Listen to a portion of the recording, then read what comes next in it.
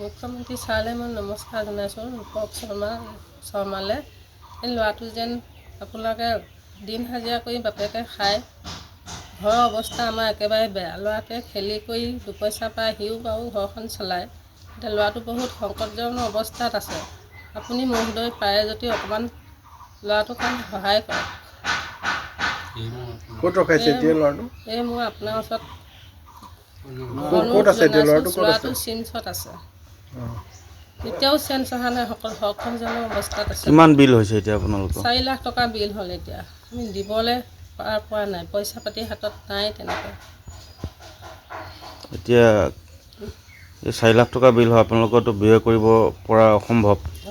Sir. এতিয়া কি ক'ব চৰকাৰক বা স্থানীয় চৰকাৰক বিধায়কক? অনুৰোধ জনাইছোঁ, তাতে ল'ৰাটোক পইচাকেইটা দি তাৰপৰা আমি GMCলৈ নিব পৰা সেইখিনি সুবিধা মহোদয়ে আমাক অকণমান হেল্প কৰে যেন।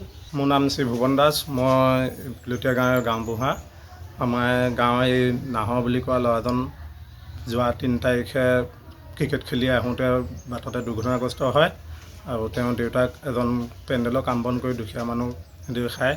এতিয়া তেওঁলোকৰ ল'ৰাটো বৰ্তমান নগাঁও চিমছত চিকিৎসা হৈ আছে। তেওঁলোকৰ তাত এতিয়া বৰ্তমানলৈকে প্ৰায় 4 লাখৰ ওপৰত বিল হৈছে। সেই বিলখিনি পে'ড কৰি তেওঁলোকে ভাবিছে যে GMCলৈ লৈ যাম। গতিকে এই বিলখিনি তেওঁলোকে পে'ড কৰিবলৈ অসামৰ্থ্য। গতিকে তেওঁলোক মহা বিপদত পৰিছে। ৰাইজে যি পায় অলপ সহায় কৰিছে। গতিকে আমাৰ চৰকাৰলৈ আমাৰ ৰাইজৰ ফালৰ পৰা এটা অনুৰোধ, যাতে মুখ্যমন্ত্ৰী ডাঙৰীয়াই আৰু আমাৰ নগাঁও সমষ্টিৰ ৰূপক শৰ্মা ডাঙৰীয়াই চাই যাতে দুখীয়া পৰিয়ালটোৰ প্ৰতি অকণমান সহায় আগবঢ়ায়, তেতিয়াহ'লে আমি বহুত সুখী হ'ম। আমি ৰাইজৰ ফালৰ পৰা তেওঁলোকৰ ওচৰত আশাবাদী। আমি আমাৰ মুখ্যমন্ত্ৰী ডাঙৰীয়াই বহুত পৰিয়ালক এনেদৰে সহায় কৰিছে। আমি আশা ৰাখিছোঁ যাতে তেওঁ আমাৰ পৰিয়ালটোৰ প্ৰতিও সুদৃষ্টিয়ে চাই পেলাই কৃপা কৰে। এই মোৰ ক'বলগীয়া, আমাৰ ৰাইজৰ ফালৰ পৰা আমাক ক'বলগীয়া। খেলত কি বহুত ধুনীয়া খেলিছে? খেল তেওঁলোকে তেওঁ বহুত ভাল খেলিছিল। তেওঁ এজন ভাল সুপ্ৰতিভাৱান খেলুৱৈ আছিল। আগলৈ তেওঁ বহুত আশা কৰিছিল ৰাইজে। সকলোৱে তেওঁক চিনি পাই পেলাই তেওঁক নাম দিছিল নাহৰ বুলি। এতিয়া উঠি অহা প্ৰতিভা ধ্বংস হৈ যাবলৈ ধৰিছে। গতিকে চৰকাৰে যাতে এইকণ সহায় কৰে, আমাৰ ল'ৰাটোৱে আগলৈ উন্নত হৈ আকৌ আহি খেলিব পাৰে, এইখিনি আমাৰ ফালৰ পৰা অনুৰোধ। মুখ্যমন্ত্ৰী ডাঙৰীয়াই যাতে তেওঁলোকক সহায় কৰিলে বহুত আমাৰ ৰাইজৰ ফালৰ পৰা বহুত ভাল পাম। ফেব্ৰুৱাৰী 3 তাৰিখে বেবেজীয়াত খেলি আহি থাকোঁতে, ক্ৰিকেট খেলি আহি থাকোঁতে মোৰ ল'ৰাটো ৰাতি 10-11টা বজাত ৰাস্তাত এক্সিডেণ্ট হৈ পৰি থকাত আমাৰ ভিং থানা পুলিচে পাই পেলাই আমাৰ ঘৰত আহি পেলাই খবৰটো দিয়েহি। এতিয়া আজি ইমান দিন হ'ল, আমাৰ টকা পইচাৰ অভাৱত আমি তাক ভালকৈ চিকিৎসা কৰিব পৰা নাই। আৰু এতিয়া আমি পইচা পাতিনো ক'ৰ পৰা দিম, বহুত টকা বিল হৈ গ'ল। এতিয়া ক'ত ৰখাইছে তেখেতক? এই চিমছত হয়। কিমান মান টকা হৈছে এতিয়া 4 লাখ টকা হৈ গ'ল। চৰকাৰী GMCলৈ নিয়া কিবা ব্যৱস্থা?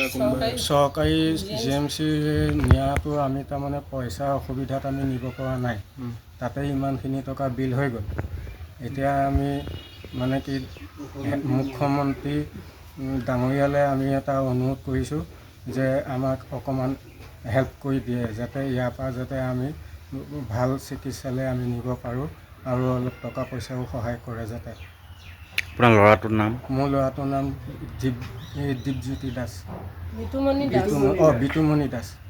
এনে নাহৰ বুলি মাতে? নাহৰ বুলি মাতে। ক্ৰিকেট খেলা ল'ৰাবিলাকে নাহৰ বুলি মাতে। কিমান বয়স হৈছিল? বয়স 25 বছৰ। ক্ৰিকেট খেলাৰ পৰা আহি থাকোঁতে হৈছে? ক্ৰিকেট খেলি আহি থাকোঁতে। আপুনি কি কৰে? মই পেণ্ডেলৰ কাম কৰোঁ। এই ডেইলি কাম কৰি পেলাই ঘৰখন চলাওঁ, যেন তেন ঘৰখন চলে। আৰু সিও খেলি পেলাই 2-এটকা পায় আৰু সিও কি চলায়। এতিয়া বহুত বিপদত পৰিছোঁ। মুখ্যমন্ত্ৰীক কি আহ্বান জনাব? এতিয়া আমাক যাতে অকণ সহায় কৰে।